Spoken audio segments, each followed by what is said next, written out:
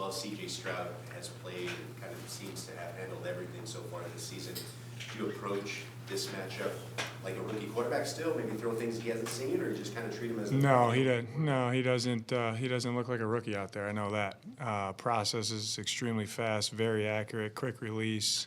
They're, I don't know, top 1 or 2 in explosive passes in the NFL right now. And explosives come up on all downs, mixed downs, third known pass. He's doing a really good job. That's why they're, the record, they're above 500, right in the playoff hunt, playing good football right now, really good football. He jumped off the tape. In terms of Kyler's comfort level overall, game one, how did you assess it, and then how much room for improvement is there still? Yeah, we'll take it day by day. You know what I mean? It was good. That was kind of the next step in the process of getting him out there and playing in the game. And then, the 48 hours after the game, his body, and then we'll get on the practice field today and keep it moving forward.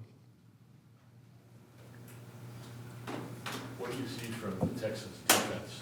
How much Fast, yeah, no doubt. Fast, physical, violent. They got in my opinion, a really good back end with Petrie and Jimmy Ward, and Stingley's back now. Steve Nelson. But they're sound. This scheme, D'Amico obviously, doing a really good job, and San Fran coming over there, you see it show up. The scheme's extremely sound. They don't give you a lot of air. There's not a lot of catch and run. They fit the run very sound. They tackle well. They play fast, and their technique fundamentally very sound, and they make you earn everything. As beat up as you guys have been on the defensive line and with some of the names that you had brought in, how impressed have you been with what that group has been able to do this season and what Nick's been able to do? Yeah, I think Derek's done a really good job with those guys, which those guys play some different spots, different roles. We ask them to do some different things week to week, and they've really been playing within the framework of what we ask them to do with good technique, good violence, good motor.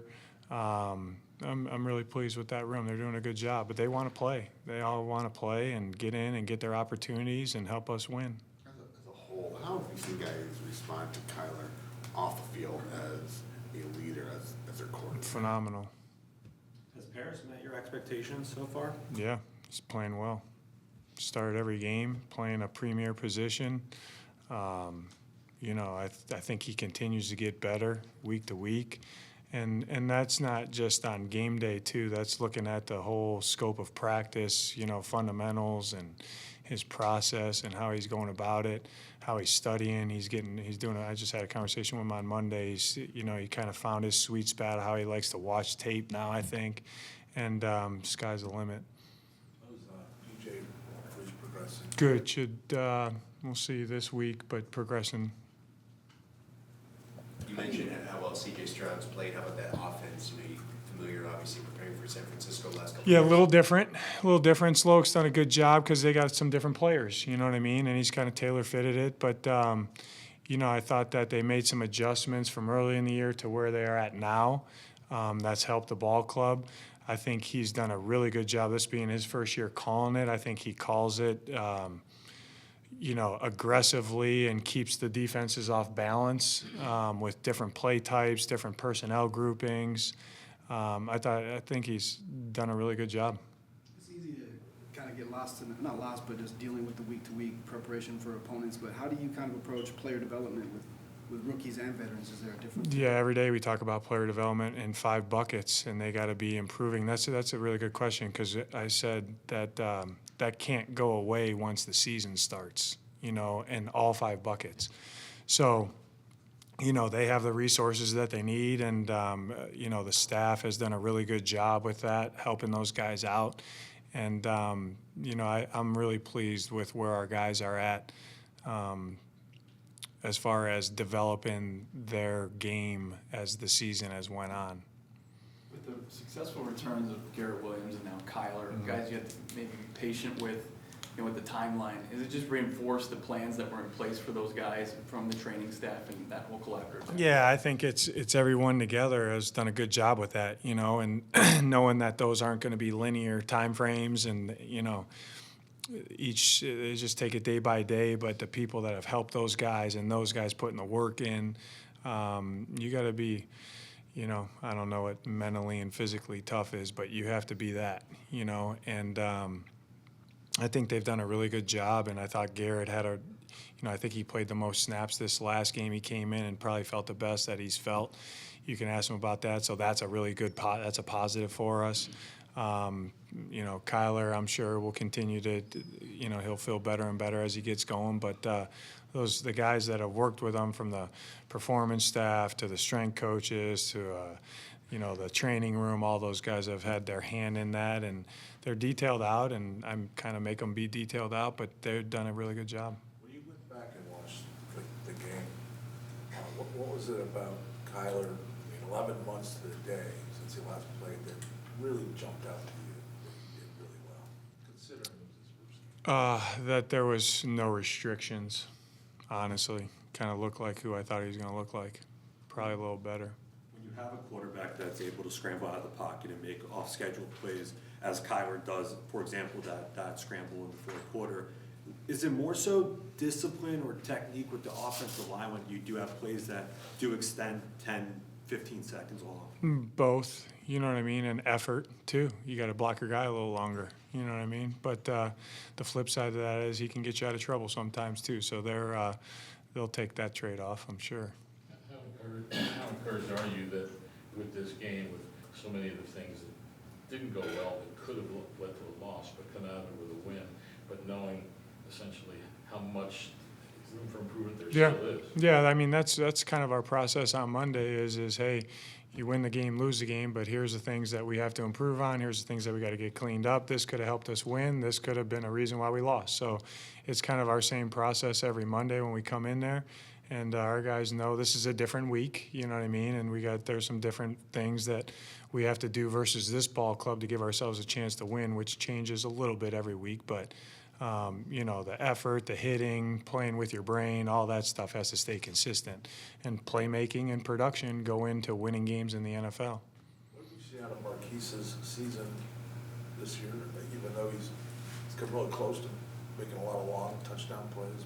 Just been off, but he's still putting up decent numbers. Yeah, when his number's called, he wins. So that's what I see out of him. He gets open and he catches the ball. So excited to see him, this week. And as we move forward, I know this. I know he's a really tough cover. When you watch the tape, and then when you talk to people that play you, they're worried about number two.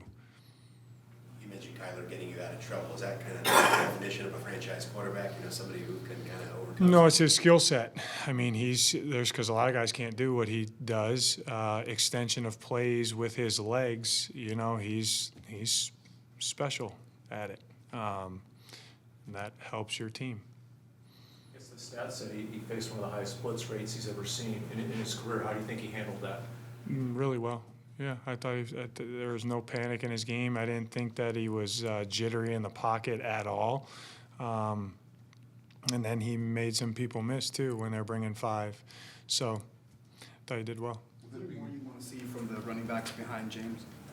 No, just keep doing what they're coached to do, and production, and making sure that we're good in the run and the pass game, and, when they're number called, to produce. With it being your first time coaching him on the field, what did you learn about him as a player? I don't know. That's a good question, Josh. I wouldn't say. I think that he is. What is the one term? He is who I thought he was going to be. No, I like that. What is it? They are what they thought they'd be, or something. I don't even know who even said that. I'm not a historian, but I like that. I kind of thought that he was going to be pretty even keel, and that's what he was. And whether, I talked about all the lead changes, but, some good drives that ended in touchdowns, some 3-and-outs, a sack. We went backwards once, you know what I mean? Obviously, the last drive, cool, calm, and collected. And I appreciate that. How do you think Drew adjusted as play caller with Kyler? Good. Yeah, we got to work on some things on a road environment now. First time Kyler's been on the road with us. You know what I mean? So a bunch of new things. Like I said, next step in the process. But we had some pre-snap stuff that we got to get cleaned up, and that's just those guys, making sure that Kyler's comfortable with certain things and Drew can help him out and Kyler has to help him out too. So that'll be a learning process as we go here the next month of the season. I think one of the mic'd up moments with Buddha, he called one of BJ's sacks a coverage sack. Are you seeing kind of an uptick in that? Yeah, it was a coverage sack. It was. No.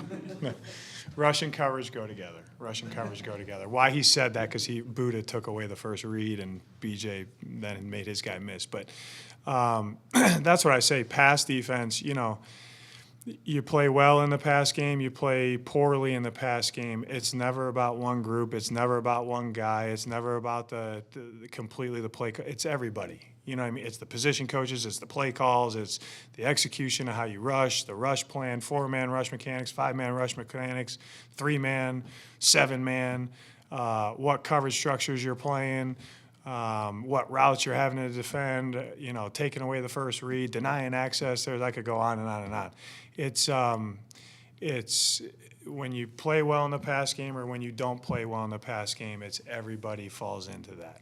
And I think that gets lost sometimes. Well, this guy, he gave up 5 balls. Well, they found the stress of the coverage and other guys didn't do their job. This guy got out of the pocket and he threw an explosive. Is that on the DBs or is that on the rush mechanics? Or is that on the coach that set up the game plan that didn't, have it corralled? You know what I mean? So it's all of us together. So, but I didn't hear the mic'd up, but if he said that, it probably is true.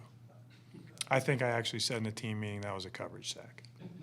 Pierce didn't play for them on Sunday, but it seemed like no drop-off in their run. Yeah, they got good backs, and I think Pierce will be back, and I have a very, very high opinion of him. Haven't played against them a couple times or one time, but, they run the ball effectively. They got a good O-line, and it sets up their action game too. So we got to make sure that we tackle. That will be a main focal point this week. We have to tackle because in the pass and run game, they break a lot of tackles. And they break down your leverage. So we got to do a good job with our leverage in the football and getting more than one hat on the ball.